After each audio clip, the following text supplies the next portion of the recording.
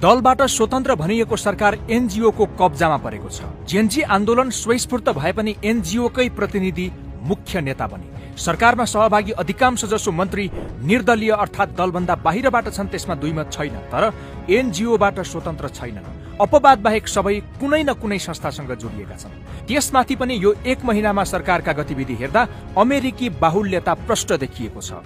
के यो स्वाभाविक वा संयोग मात्र हो? यसको जवाब पाउन सुशीला कार्की सरकारसँग जोडिएको एनजिओको हिमचिम नजिकबाट हेर्नुपर्छ। सबैभन्दा पहिले न उमेर समूह मिल्छ, न आन्दोलनको स्टेक होल्डर नै हुन्। हामी नेपाल नामक एनजिओका संस्थापक सुधन गुरुङ नेता बने। यो संस्थाको वेबसाइटमै हेर्ने हो भने स्टुडेन्ट फर अ फ्री तिब्बतसँग सहकार्य गरेको उल्लेख छ। यो संस्था चीनले पृथकतावादी मान्ने दलाई लामासँग स्वतन्त्र तिब्बतका लागि काम गर्ने संस्था हो। भारतमा रहेको यही संस्था सन् 2006मा भएको स्वतन्त्र तिब्बतको माग राख्दै काठमाडौँमा तिब्बतीले गरेको प्रदर्शनमा समेत जोडिएको थियो।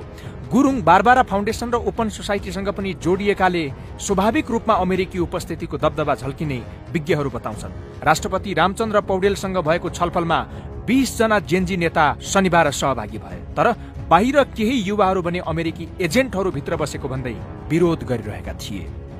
अमेरिकन युथ काउन्सिल भन्ने सबैलाई थाहा होला नि हैन? त्यहाँ सबैजना प्राय जस्तो अमेरिकन युथ काउन्सिलको एनजिओ आइएनजीको छ, सबैको छानबिन गरेर हजुर छानबिन गरेर यहाँ लिएर आउनु पर्यो सबैको इन्फर्मेसन। अनि ल मानेम हजुरहरू भन्न।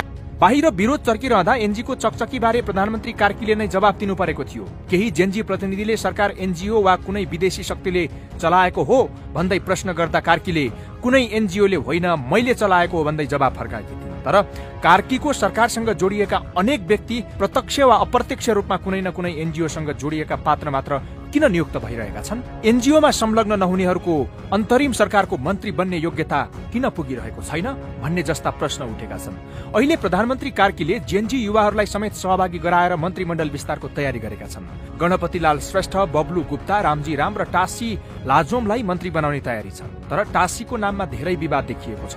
कर्णाली जेनजी समूहले एक विज्ञप्ति नै निकालेर उनी नेपाली नागरिक नभई तिब्बती शरणार्थी रहेकाले नागरिकता छानबिन गर्न, फ्री तिब्बत अभियान सम्बन्धी गतिविधिमा संलग्न रहेको समाचार प्राप्त भएकाले उनीमाथि छानबिन गर्न माग गरिएको छ।